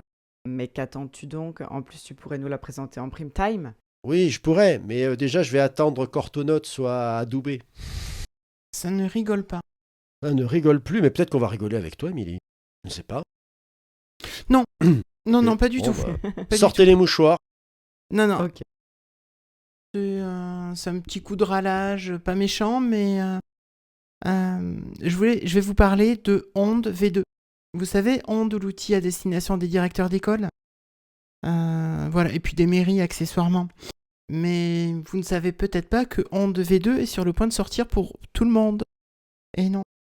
Onde V2 est sorti au mois d'octobre pour les académies de Normandie et d'Orléans-Tours, qui sont les premières à essuyer les plâtres d'une application qui paraît assez buggée d'après les retours qu'on a, incomplète et qui empêche les gens de pouvoir travailler efficacement. Ouais, du coup, c'est pas du tout rigolo, en effet. Non, c'est pas rigolo. Mais dis-moi, Émilie, qu'est-ce que ça veut dire onde? Outil national pour être directeur d'école, je crois. Joli. Outil numérique. Je sais plus si c'était national ou numérique. Non, je crois que c'est national. Et Numérique. je comprends pas pourquoi les mairies ont Onde également. Mais bon, c'est. Non, parce que c'est une elles autre qui font question. l'inscription. Oui, mais c'est pas ils sont pas directeurs d'école. Non, mais elles sont logiquement, quand tu es directeur d'école, la mairie inscrit l'enfant et le directeur finalise l'inscription. Oui. Donc, qu'ils aient un accès ne me choque pas. Je suis d'accord. Ah, mais c'est pas l'accès qui me choque, c'est le fait qu'ils appellent ça un outil national pour les directeurs d'école et que ça soit ouvert aux mairies. Parce qu'ils se sont dit, on va C'est- d'abord donner le nom et ensuite, mince! Attends, on va appeler ça ONDEM. Outil national pour la direction, outil numérique de direction d'école et mairie. Et non. Ouais. Non, non. Non, Onde, c'est mieux. Et si je fais ce petit coup de gueule sur Onde, bon, bah, c'est déjà qu'ils vous sortent des outils qui sont pas finis, qui sont pas fonctionnels, qui vous permettent pas de refaire tout ce que vous aviez avant, ou en tout cas qui vous permettent pas de faire au moins l'équivalent. Je dis pas que c'est toujours facile, hein, mais là, je pense pas qu'il y avait d'obligation à lancer comme ça les outils. Et nous, on s'est retrouvés au boulot avec des gens qui ne pouvaient plus mettre à jour leur classe, qui ne pouvaient plus donc faire d'export LSU. Donc on s'est retrouvés avec des directeurs et directrices d'école qui étaient dans la panade, qui avaient des enfants qui étaient radiés et ils ne pouvaient plus remonter de LSU de manière automatisée par l'éditeur de LSU pour lequel je bosse. Et donc ils se sont trouvés vraiment très embêtés. Et avec ça, on a Onde qui a sorti les nouveaux IDBE. Alors c'est quelque chose que vous ne connaissez peut-être pas si vous êtes enseignant, mais chaque classe de France a un numéro unique qui change tous les ans. C'est l'IDBE, identifiant base élève, tout simplement, qu'on appelle aussi INC. Et jusqu'à présent, cet IDBE, c'était un nombre compris entre 1 et 8 chiffres. Un truc très classique. Et maintenant, ils sont passés sur un GUID, si je ne me trompe pas de nom, ou GUIID, qui est une suite de caractères de plus de 20 caractères alphanumériques. Et bien sûr, nous, l'outil, par exemple, chez nous, était configuré pour marcher, je crois, jusqu'à 9 ou 10 chiffres. Mais quand tu lui balances des caractères alphanumériques comme ça, alors que le champ n'est pas prévu pour, ça ne marche pas. Et surtout que ça dépassait les 20 caractères et que nous, c'était limité en nombre de caractères acceptables. Et t'imagines la panade dans laquelle ont été les utilisateurs. Et bien sûr, ce nouvel... alors, pendant tout un temps, il était impossible pour les directeurs et directrices d'école de récupérer ce fameux IDBE. Personne n'était capable de récupérer l'information. Elle existait, elle avait changé, mais il était impossible d'extraire l'information depuis onde. C'est fou. Ouais, c'est fou. C'est fou, mais en fait, en termes d'informatique, je comprends pas l'utilité d'avoir fait un truc aussi compliqué. Parce que toutes les écoles ont leur numéro déjà. Donc, Oui, je vois. mais les RNE, ça ne change pas. Non, mais tu vois, si tu as un RNE, la logique voudrait que lorsque tu fais une classe dans ton école, tu puisses réutiliser le RNE et lui adjoindre un code. Ça prendrait 2 chiffres. Oui. Parce qu'il n'y a aucune école à plus de 99 classes. Donc, tu pourrais te On est dire, d'accord. mais et en termes d'informatique, il y a quand même une économie de l'espace. Alors, certes, on en est... Alors, non. Enfin, oui et non. Je suis d'accord avec toi, Seb. Mais il y a des... au niveau de la sécurisation, de la vérification de la classe, ce numéro, ce type de référence, c'est un truc qui est normalisé au niveau informatique. Et c'est vraiment une suite de caractères uniques qui identifie la classe. Donc, j'entends, mais pourquoi? Et vous n'avez eu aucune justification de passer de 8 chiffres à un code à 20, non. à 20 Non. alphanumériques? Non. Mais Onde V2 a été mis à jour le premier jour des vacances de Noël. Ho, ho, ho. Et ils ont permis aux directrices et directeurs d'école de faire une extraction qui enfin contenait ce nouvel IDBE et les INE des élèves. Et donc on a eu des gens pendant toutes les vacances de Noël qui nous ont sollicité pour ça, mais non, nous les développeurs, ils ont attendu le mercredi de la rentrée pour proposer une mise à jour qui réglait ce souci. Mais je me dis, mais quelle pataquès pour un outil qui fonctionnait tant bien que mal, et je ne comprends pas qu'ils sortent ça tellement pas fini, parce que les directeurs et directrices qu'on avait au téléphone nous disaient, mais ce nouveau Onde, il nous fait suer, et je dis ça de manière polie parce que j'ai entendu souvent autre chose de plus vulgaire, et en fait, ils ne pouvaient pas faire plein d'actions qu'ils faisaient avant. Et je ne parle même pas des actions que nous, dont on a besoin, nous, en tant qu'éditeurs externes, pour mettre à jour les listes d'élèves et faire les exports à la SU. Eux, c'était leur travail du quotidien, où parfois ils ne pouvaient même pas faire de recherche d'élèves. Ils avaient besoin de retrouver les élèves dans leur liste d'élèves d'école, ils ne pouvaient pas. Alors, ça a évolué aussi, il y a eu des trucs qui ont été faits, mais tu te dis, ils sortent ça, ça ne fonctionne pas.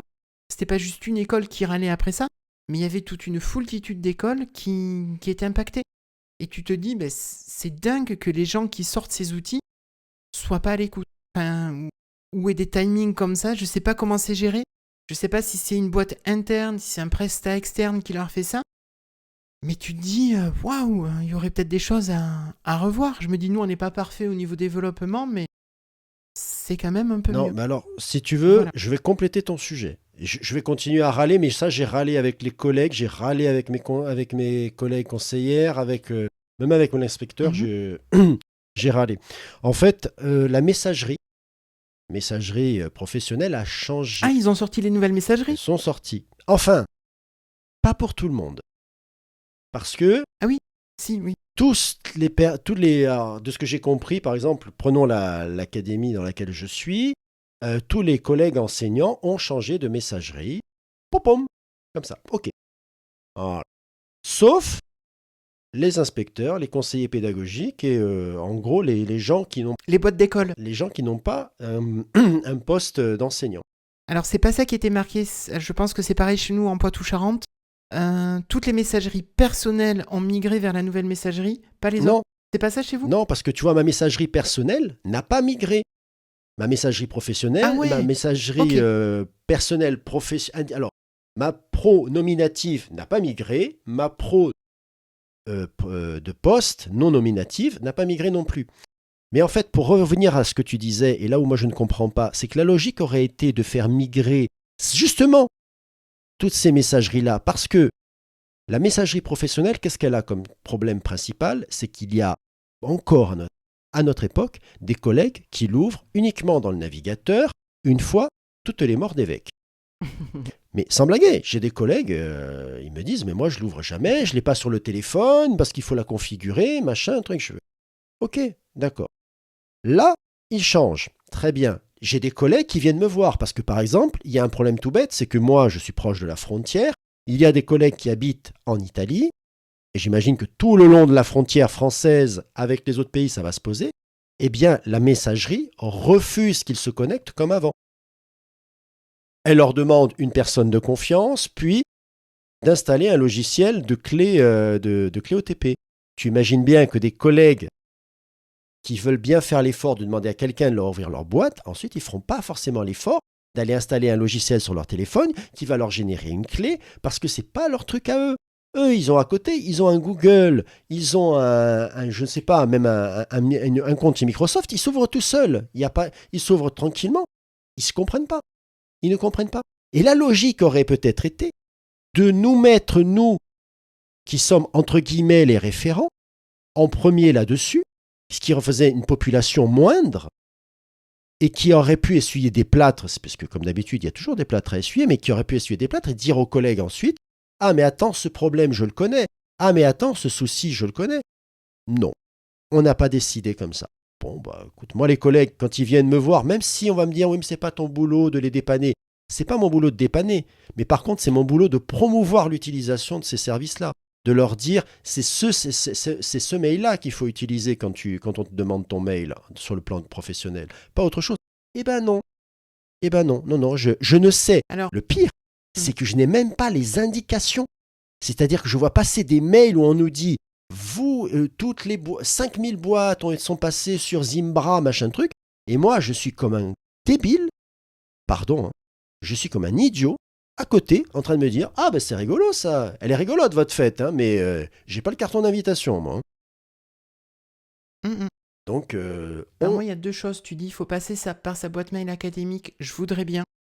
Mais le problème, c'est que j'ai eu l'expérience que la DSDEN aille voir dans la boîte à mail académique. Waouh. Qui était celle de ma compagne. Et donc, elle était au téléphone. Et les gens lui ont dit, ah oui, non, mais c'est telle personne qui vous a écrit. Vous l'avez reçu par mail, quel jour? Ok, je vais aller voir. Ok, mais elles sont allées dans la boîte de mon ex-compagne et adieu le côté privé des Ah données. ouais, c'est moyennement Ouais. sympa ça. Non, c'est clairement pas sympa. Donc tu te dis, ta boîte mail professionnelle, moi je l'utilisais uniquement pour écrire l'inspection. C'était tout. Et tout le reste ne passait jamais par la boîte mail à cause de... Et bref, c'est un autre truc.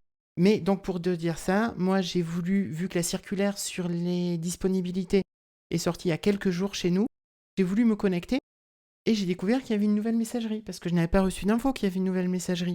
Et quand je veux me connecter, sur quoi je tombe? Service indisponible. Le service messagerie.education.gouv.fr rencontre un problème. Nous travaillons à le rétablir au plus vite. Cette page se rechargera automatiquement dès que le service sera de nouveau disponible. Il n'est pas nécessaire de fermer votre navigateur. Voilà. J'adore Zimbra. Ah, ouais. Ouais. Bon, ben voilà. Hein, donc, option râlage, c'est fait. Allez, on retourne sous Convergence. Tu n'es pas, toi non plus, tu n'y es pas passé, Aurélie. Non, pas encore. Ok. Pas encore, mais du coup, j'ai pas hâte. Hein. Non, Ça donne pas très envie. tu m'étonnes. Non, là, on donne pas très envie. Là, franchement, c'est moyen. Tu as quelque chose dans ta besace qui donne envie, toi? Qui donne envie, j'espère. Donc, oui, alors on change complètement d'univers.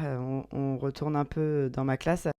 Moi, je voulais mettre en avant un outil que j'utilise pas mal, c'est le visualiseur. Je ne sais pas si tu l'utilisais beaucoup, Sébastien, quand tu étais dans ta classe, ou Émilie, quand tu étais dans ta classe. Mais moi, j'ai cette chance-là d'être plutôt bien équipée dans ma commune, donc j'ai un TNI qui est relié à un visualiseur. Donc, Ce que tu appelles un visualiseur, c'est comme les caméras U. ouais, exactement. Alors, c'est pas cette Ok. marque-là que j'ai moi, mais c'est exactement ça. Donc, ça permet Ouais, mais c'est le même. de montrer des choses. Puis il y a un petit micro intégré en plus, donc c'est hyper pratique.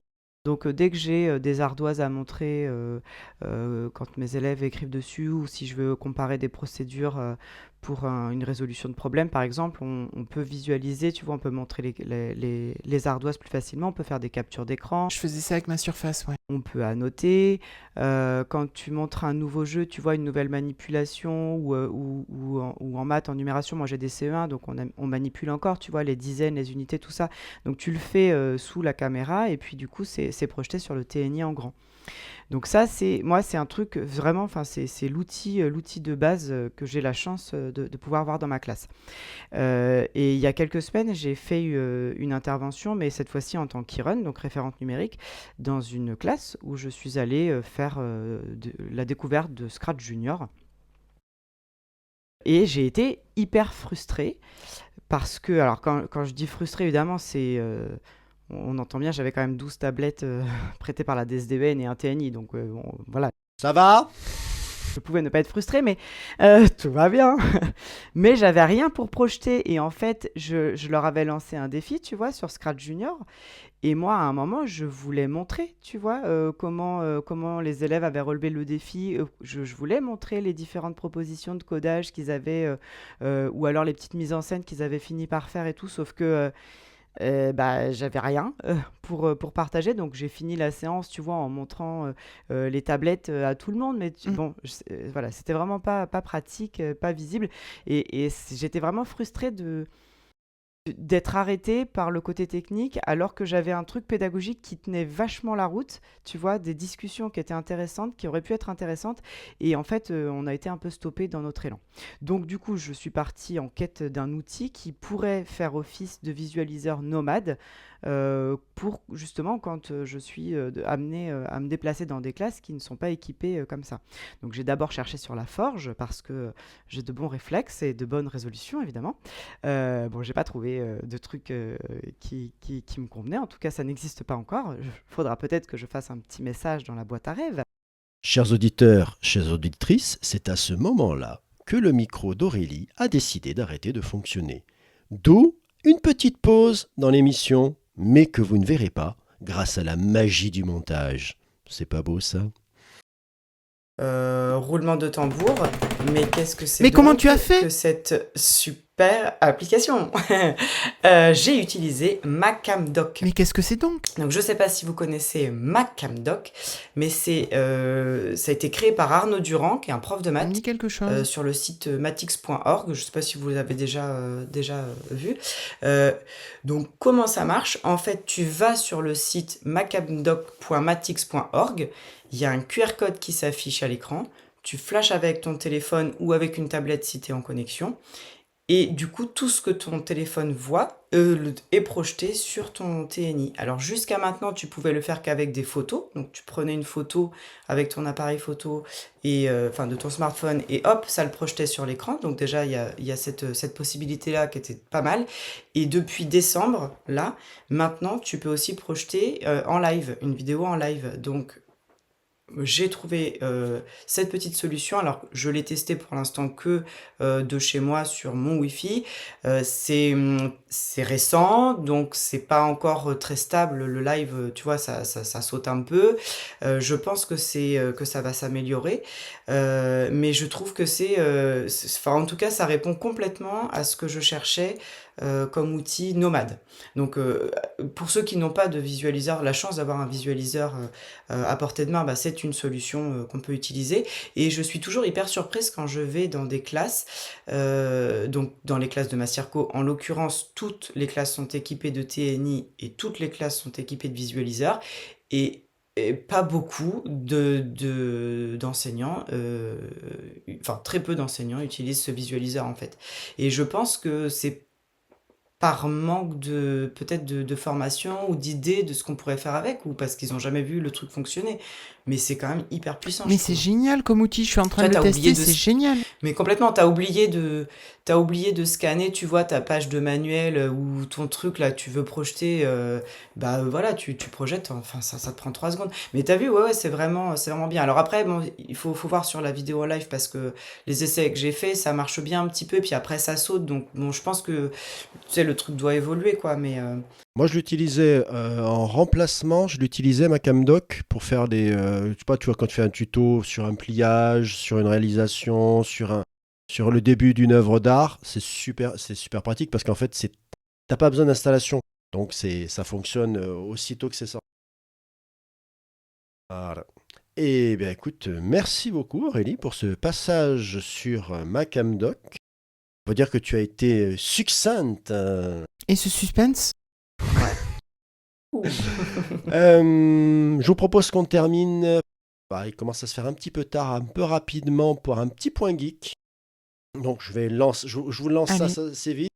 Moi, mon point geek dernièrement, alors si vous aimez l'horreur et que vous n'avez rien contre le body horror, contre les trucs un peu dégueux qui craquent un peu partout, j'ai lu ça en même temps que je regardais Bienvenue à Derry. J'ai beaucoup aimé les deux, franchement. Welcome to Derry, oui. Franchement, j'ai beaucoup aimé les deux. Donc, il est un préquel à ça. Voilà. La série télévisée sert de préquel à ça. Elle exploite bien des trucs qui sont déjà dans le bouquin. Elle en rajoute un peu, mais pas trop. J'ai suivi en plus, vous avez Mimi Hegel qui s'est associée avec Emily de Stephen King France pour faire une série de vidéos YouTube sur le sujet. Je vous les mettrai en note, je vous les mettrai dans les notes de l'émission. Moi, j'ai beaucoup aimé les deux, mais franchement, accrochez-vous parce que le premier épisode, il est dégueu. Il est vraiment dégueu. Ah, complètement, Voilà. oui. Voilà. Et je passe le bébé volant à Emily. Oui. Bon, moi, je vais faire très court. Je ne sais pas si j'en ai parlé. Je ne sais pas si on a déjà parlé de cette série ici. Peut-être que oui. Mais actuellement, avec ma fille, nous sommes en train de regarder, toutes les deux, Stranger Things. Je pensais que tu parlais des trucs dégueulasses et compagnie, que tu parlais de ça. Enfin, de Stranger Things, pas de It. Voilà, là, on est en fin de saison 3 ou début de saison 4, je ne sais plus. Bref, moi, j'aime beaucoup cette série, en fait. J'avais déjà vu les 4 premières saisons. Mais là, on se refait ça toutes les deux et je trouve ça super sympa. Mais peut-être que si vous craignez un petit peu, ne regardez pas ça avant de dormir. Pourquoi tu lèves la main que tu fais non? Parce que ta main figure-toi que moi Tu as pas aussi, j'ai aimé regardé Stranger Things avec ma fille, tout dernièrement, jusqu'à la dernière Ouais. saison. Mais alors, vraiment, la dernière saison, c'était. On l'a passé De trop? à se dire mais pourquoi il fait ça mais elle sert à quoi, là, Sarah Connor? Mais à rien. Alors, j'étais. Mais j'y suis pas Ah ouais, encore. non, mais je te le dis, je trouvais vraiment que c'était la saison de trop. Ah, Dommage. Et est-ce que tu trouves que le dernier épisode de 2 heures est de trop aussi? je trouve que la dernière saison est de trop. Donc, inutile de te dire que le dernier épisode, Ok. il aurait pu faire 30 minutes, c'était déjà trop. Ok. Ah ouais. Ok. Bon, ben voilà. Donc, Stranger Things, regardez tout sauf la dernière saison. Voilà. Vous avez fait les conseils de l'équipe. Et je passe la parole à Aurélie oui. qui, elle, va nous parler presque jeux vidéo. Ouais, oui, alors c'est quand même pas souvent, hein, parce que vous savez que, enfin, vous avez remarqué probablement que je joue pas vraiment aux jeux vidéo et que souvent je vous écoute, mais moi je participe pas trop parce que c'est des choses que je connais pas et je suis souvent fascinée par vos conversations à tous les deux dans cette rubrique du podcast parce que c'est un monde un peu étranger pour moi, mais pour autant. Il y a quand même des jeux que je connais et certains Le noms Uno. qui me parlent, et c'est le cas de Space Oh. Invaders, un classique du jeu Oui. vidéo qui est sorti presque la même année, l'année de ma naissance, en 78. Donc c'est, pour ceux qui connaissent pas, mais enfin à mon avis tout le monde connaît, vaisseau spatial, pipi pipi pipi pipi, là voilà, il faut détruire des aliens avec un canon laser. Bon, j'ai de vagues souvenirs d'y avoir un petit peu joué quand j'étais jeune, mais ça s'arrête là. Mais par contre, j'habite en région parisienne et moi, quand je me balade, vous savez que j'aime le géocaching, je suis déjà tombée sur les aliens donc, de ce jeu qui sont représentés en mosaïque sur les bâtiments parisiens. Donc c'est un street artiste parisien du nom de Invader, comme c'est original, qui donc décore un peu comme ça, envahit, comme il dit, envahit le monde avec ses œuvres.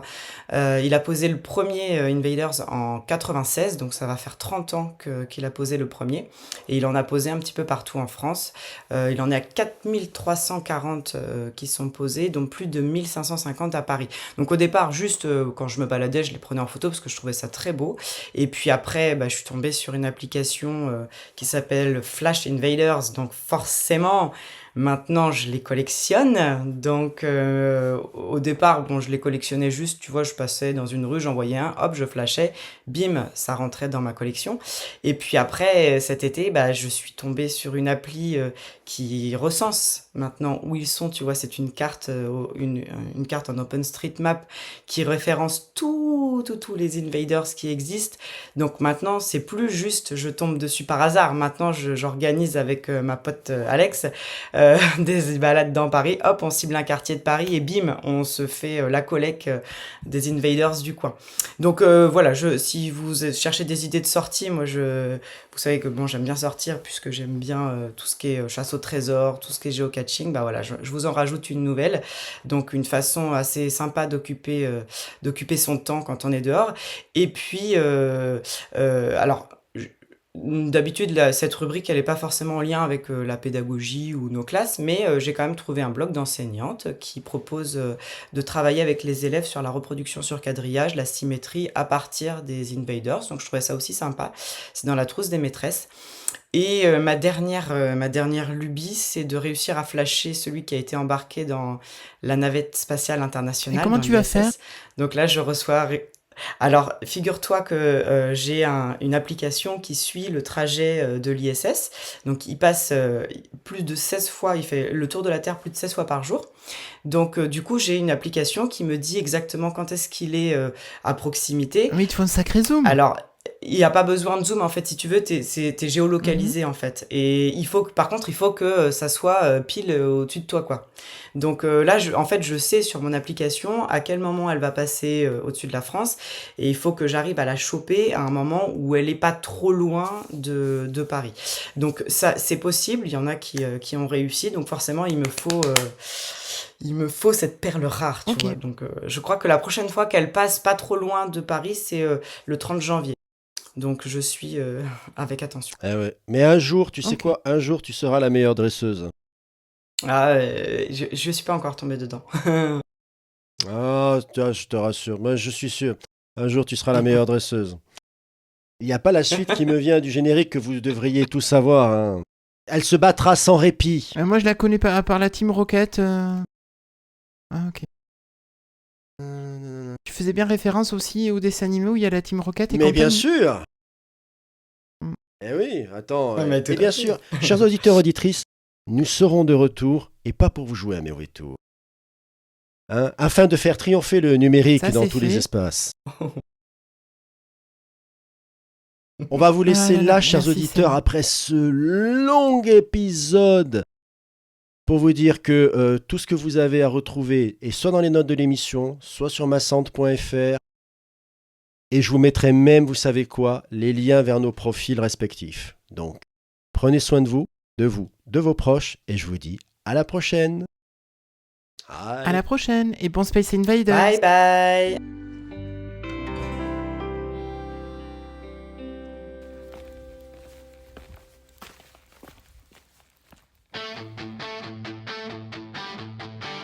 Clic, voix qui s'enroule, vers qui tombe.